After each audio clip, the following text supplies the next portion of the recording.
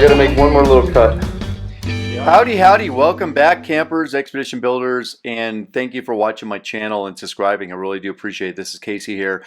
And in our last videos, this is video now 34 of this build series on my expedition camper. We went ahead and test fit the extrusions in the rear wall panels, the lower rear wall panels, so that this camper now can get enclosed, which is super exciting. And once it gets enclosed, now the interior fit out can start happening of cabinetry, electrical, plumbing, etc. So that's what we're going to get into, is the build out of this lower rear wall now. And you may ask, like, why did I have to do some trimming of the extrusions in the lower rear walls? It was not because everything wasn't cut perfectly. It was from Total Composites. They did a great job with cutting everything. It's just that I installed this lower rear wall after the upper rear wall was installed, which was not quite the process of order. And I had to do it this way so that I could get in and out easily of the camper until the entry door got cut in. And that was delayed because the entry door was delayed in receiving it. So knowing that it might be a little bit challenging getting this lower wall on, and that there may need to be a little bit of extra trimming to be done to get it in there, it did take certainly a little more time and effort to do all that trimming, get everything all queued up as seen in my previous videos. But that's all done now, and now we're ready to go and actually install this lower wall, which is super exciting because now this encloses the entire Total Composites camper on this expedition vehicle I'm building, and now the interior fit out can get going. Yep, that is going to work. Yeah, that's good. All right, so right now what I'm doing is going ahead and I'm putting tape on all of the different edges around the extrusions and also on the camper walls. Make sure that the sealant adhesive doesn't really push out onto these walls, and it makes it for cleanup a lot easier. As it's drying, we can go ahead and just take our fingers and or a caulk tool, smooth it out, and then just peel off this tape, and that'll leave a nice clean caulk edge, which is great, and make sure that we have a good edge here. It's going to be a little messy because of the way we're going to have to attach on this rear wall here section, which should have been done first, and we knew that. It was a decision we made so we could get the upper rear wall done when I had more help, more manpower, because it's big and heavy, and also I could keep this open until I got the entry door cut in, and I had to wait to get the entry door cut in based on some other things. So I left the rear wall open, figured out a plan as to how to install that time to make sure it was going to work. And that plan's working, but we had to make some little adjustments, as you'll see, or have seen in the video. So right now I'm just masking it all out so we can get all ready. I've already taken rubbing alcohol and paper towels, and I'm just starting to apply all the masking tape where I can get to it right now. And I'm going to move the ladder around, just make sure I've got all the different edges on the outside of the camper here covered in masking tape up to the edges. And then I'm going to do the inside of the camper walls as well. We're also going to have sealant adhesive. Again, just make sure there's good clean caulk lines, there's not mess. We are going to make a little bit of mess. It's inevitable today as we're gluing this up because of the way we got to glue it up and the way we got to grab everything. But we're going to do our best, and we got some experience doing this, so just want to make sure it's as clean as possible. So this is kind of what you have to do to get all prepped up and ready. My setup here, everything's set up prepared for the day. Got disposable gloves that we're going to need for when we got the panels, extrusions all glued up. Make sure we're not getting our hands. We got tape that we're going to need to tape off around the edges to clean up our caulk lines. Obviously paper towels and rubbing alcohol to clean up any messes and clean up the edges before we put the sealant adhesive on them. Some putty knives, which I found are really helpful to kind of squeeze the panel in between into the extrusion. Sometimes the panels are not perfectly straight, or there's a little bit of a tight fit, and so the putty knives really help to get the extrusion over the edge of that panel. Some baby wipes to clean up the hands, and then I've got a oscillating multi-tool here with two different blades, a caulk cutoff tool, or some of the smooth off any kind of already sealed up caulk that's already on there, some little rough edge, just scrape that off. That works out well, and just a pretty standard blade to cut off any of these extrusions to make a little notch or something we need to. And these are extrusions after we've cut them off, cut off the edges and so forth to get to 45s.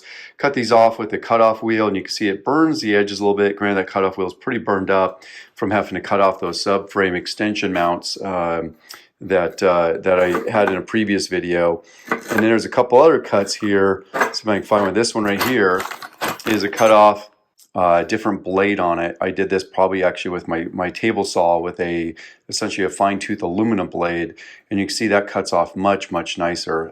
Very clean cut. And I also cut some of the notches out, which I don't have any of those here. They're on the panels themselves with a bandsaw, and the bandsaw worked really well for that. Key here is having everything set up all ready to go. Also a vacuum cleaner here, a little portable shop vac. Set up is some levels, some rulers, some squares, and other measuring devices, tape measures and things like that, so all ready. And then also over here, I've got some different jack stands, different sizes. Some of these aren't going to work. You can see I've already got one set up underneath the floor here, which you can use to help jack up this floor that's bent to get the extrusions in there. And then two longer ones here, which are going to be used to go up and hold up this extrusion right here, this bottom floor, and hold that up into place. And so being that we already have the upper piece in here is already in, I use big long wood clamps to clamp from the ceiling down to this extrusion here to hold that in place. That worked out great. This rear wall, that'll be fine. We can push it on. It's going to hold in place. Same with this lower rear wall here. But this little floor piece here may want to have gravity pull it down a little bit, especially with the weight of this upper wall, which is going to be heavy.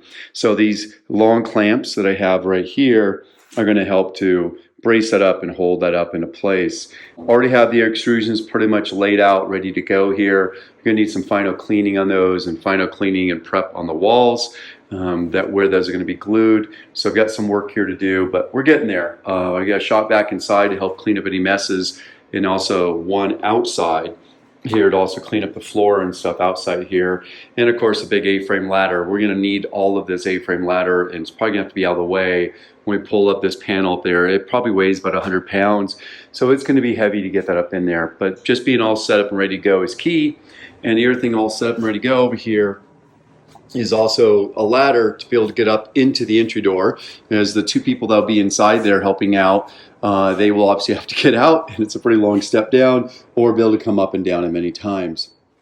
And as you may have seen in one of the previous videos regarding building the rear wall, we went ahead and laid out this tape on the rear wall sections while pre-building it, pre-fitting everything, and also laying out the tick marks, or marking the tick marks, so that everything could get lined up appropriately between all the panels and extrusions as we're mounting it up, and make sure we have all the right faces facing each other, etc.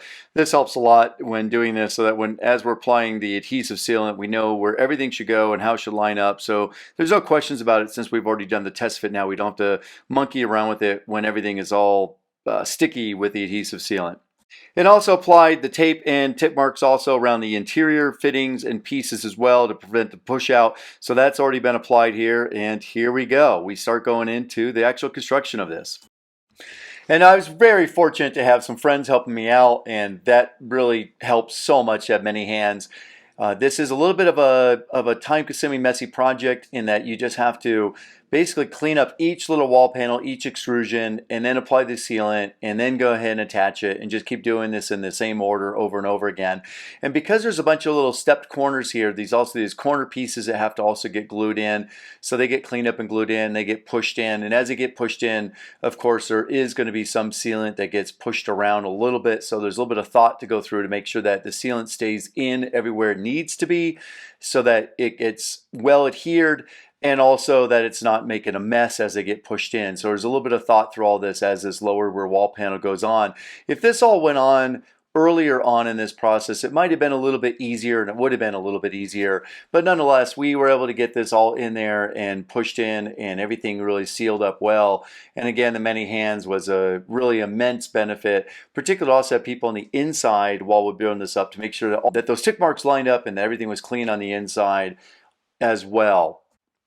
And you'll see here too that it takes many hands to not only keep putting on clean gloves, because you do get a little bit of adhesive sealant on the gloves, so helping to make sure you have those materials handy and ready to pop on new gloves, clean things up where there is a little bit of mess here or there, to obviously have different hands holding and placing things into place, and also having the sealant adhesive tubes ready to go for when those are used up, because they do get used up, and we did use quite a few of those just putting up this little lower rear wall panel.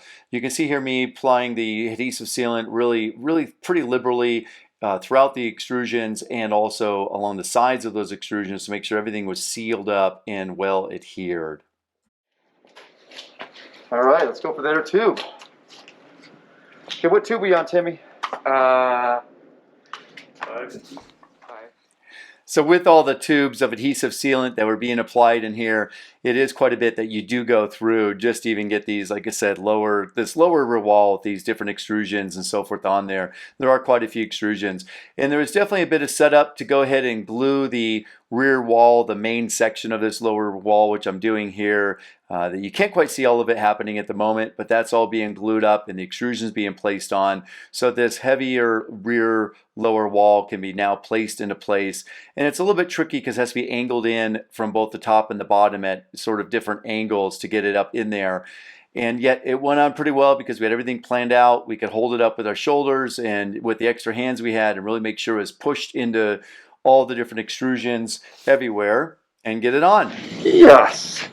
So we got the wall on and left the tape on and went ahead and put these jacksons underneath to make sure everything was held up and all the extrusions were held into place, and also including using tape to help hold those extrusions in place, which I'll peel off later on and seal those up in a future video, share a little more of that with you, and also sealing up those rear walls, and also getting ready to install this lower bed wall and bed panel, which I'm really excited about. So thank you for watching. Look forward to sharing more with you and start getting down to building out the interior of this camper and testing out its flex.